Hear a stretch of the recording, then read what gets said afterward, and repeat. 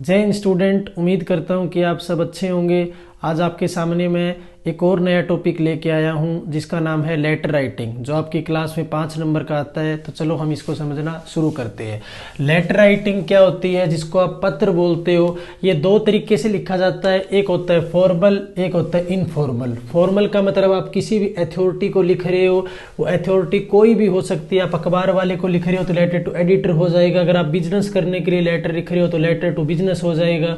एक होता है ऑफिशियल लेटर, अगर आपको कोई भी चीज़ मंगवानी है तो प्लेसिंग ऑर्डर लेटर हो जाएगा। अगर आपको कोई चीज़ का पता करना है कि उपलब्ध है या नहीं तो इंक्वायरी लेटर हो जाएगा। अगर आपको किसी चीज़ की शिकायत करनी है तो वो कंप्लेंट लेटर हो जाएगा। तो इस तरह कई तरीके के लेटर आपको देखने को मिलते हैं।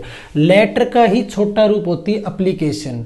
एप्लीकेशन में जॉब एप्लीकेशन भी आती है, प्रिंसिपल को जो लिखते हैं वो एप्लीकेशन भी आती है। आप कोई गाँव में लिखो किसी को तो वो भी एप्लीकेशन में आती है। तो वो भी हम आगे समझेंगे।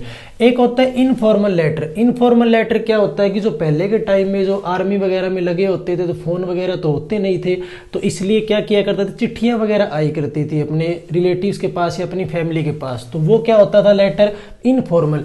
व्हाट्सएप वगैरह आ जाने के कारण इनफॉर्मल लेटर का जमाना चला गया। तो अब सिर्फ फॉर्मल लेटर लिखे जाते हैं। वो हम तरीका समझते हैं, ये सारा का सारा क्या है, आपका फॉर्मेट है कि लेटर को करने का फॉर्मेट क्या होता है। तो हम समझेंगे फॉर्मेट क्या होता है लेटर का। सबसे पहले लिखना होता है सेंडर एड्रेस। सेंडर एड्रेस क्या होता है, जो लेटर को लिख के भेज रहा है उसका पता। जैसे अब मैं लिख के भेज रहा हूं लेटर को, तो मेरा जो पता होगा वो क्या हो जाएगा, सेंडर एड्रेस।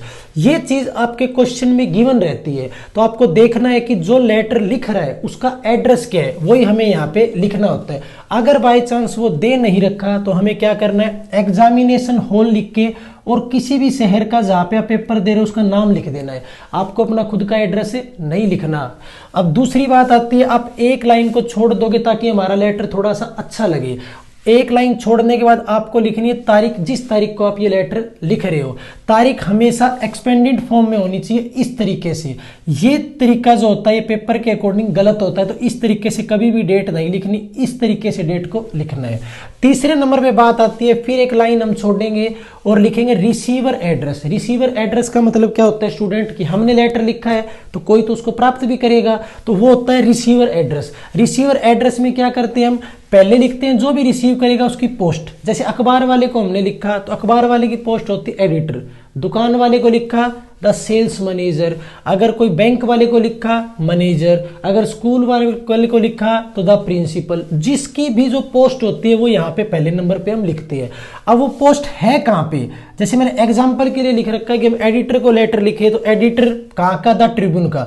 ये चीज आपके क्वेश्चन में गिवन रहती है, आपको उसी से देख के करना है। अगर नहीं दे रखी तो क्वेश्चन जो पूरा दे रखा है उसके अकॉर्डिंग आप क्या सेंस दे रही है वो रिसीवर एड्रेस की, वो आप इसमें लिख दोगे। फिर तीसरे नंबर पे लिखनी होती है सिटी, है कहाँ का अखबार है। अब आती है चौथी चीज सब्जेक्ट। सब्जेक्ट क्या होता है, मुद्दा, किस बारे में आप लेटर लिख रहे हो। वो हमेशा 4 से 6 वर्ड में लिखना होता है कि आपका मुद्दा क्या है, लेटर लिखने का मकसद क्या है। जैसे कंप्लेन लेटर है तो क्या हो जाएगा, कंप्लेन फॉर मशीन। कोई भी जो आपका मुद्दा है, जैसे आप एप्लीकेशन लिखते हो एप्लीकेशन फॉर सिक लीव, वो आपका क्या होता है, सब्जेक्ट। फिर आते हैं आपकी बात सैल्यूटेशन की। सैल्यूटेशन क्या होता है, जो आप बचपन से लिखते हुए आ रहे हो, रिस्पेक्टेड सर, रिस्पेक्टेड मैडम, या सीधा सर या सीधा मैम भी लिख सकते हो, दोनों भी लिख सकते हो। अगर आप इतनी भी बातचीत को लिख देते हो तो आपको 2 नंबर दिए जाते हैं। और ये सारी चीज क्वेश्चन में गिवन रहती है। अगर क्वेश्चन में नहीं दे रखी तो मैंने तरीका बता दिया कैसे करना होता है। अब बात आती है जो बीच में जो लिखा जाता है लेटर के, वो होता है बॉडी ऑफ द लेटर। उसमें क्या लिखी जाती है, 3 चीजें। एक आपका इंट्रोडक्शन लिखा जाता है, एक आपका मेन कंटेंट जो मेन मुद्दा है आपका, और तीसरा कंक्लूजन लिखा जाता है। अब इंट्रोडक्शन में आप कैसे करोगे, तो जैसे मैंने एग्जांपल लिया है आपका लेटर टू एडिटर का। लेटर टू एडिटर किसी भी आप लिख रहे हो तो ये सेम लाइन आप लिख सकते हो। उसमें क्या लाइन लिखोगे, सारे बोलेंगे साथ साथ, I am writing to you in order to bring the attention of concern authority toward. Toward में के बाद जो भी मुद्दा है, अगर आपको पानी पोल्यूटेड वाटर आ रहा है तो पोल्यूटेड वाटर हो गया, बैड कंडीशन ऑफ रोड है तो बैड कंडीशन ऑफ रोड हो गया। जो भी आपका मुद्दा है आप यहाँ पे लिख दोगे। तो ये हो गया आपका इंट्रोडक्शन। फिर आती है दूसरी बात मेन कंटेंट की। मेन कंटेंट होता है आपका दूसरा पैराग्राफ। मेन कंटेंट में क्या लिखना होता है, हमें मेन रीजन बताना होता है कि हम ये लेटर लिख रहे हैं, किस कारण लिख रहे हैं, कोई परेशानी है हमें या कुछ बताना चाहते हैं हम।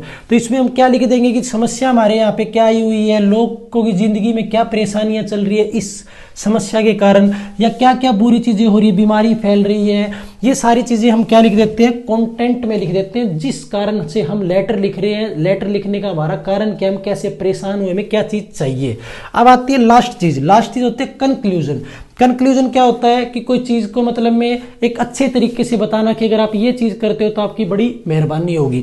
तो अगर एडिटर को आप लिख रहे हो, क्योंकि आपके पेपर में एडिटर वाला जो लेटर होता है वो 100% आता है, तो इसलिए मैंने एडिटर के बारे में ही लिखा है। तो सेम लाइन ये लिख दोगे आप, through the column of your newspaper I request the concern authority to look into this problem, and this problem तो कौन सी जो प्रॉब्लम है आपकी, and also expect my letter to find suitable space in your newspaper. ये same line आप चिपका दोगे उसके अंदर। अब लास्ट चीज क्या आती है, यहाँ पे स्पेस नहीं था इसलिए मैंने उधर लिख दिया, आपको नीचे ही लिखना है और सारी चीज लेफ्ट हैंड साइड ही लिखनी है।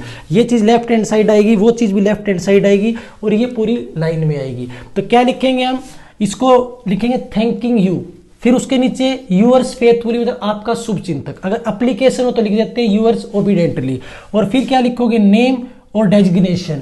नेम आपको अपना खुद का नहीं लिखना, जो दे रखा है वो लिखना है, वरना XYZ लिख देना है। तो ये तरीका होता है आपका कोई भी लेटर करने का, और फॉर्मेट ही सबसे इंपॉर्टेंट होता है। हर चीज के नंबर होते हैं, इसके भी नंबर होते हैं, इसके भी नंबर होते हैं और बीच वाले के भी नंबर होते हैं। तो आपको ये चीजें ध्यान में रखनी और इस अकॉर्डिंग अपने लेटर को करना है।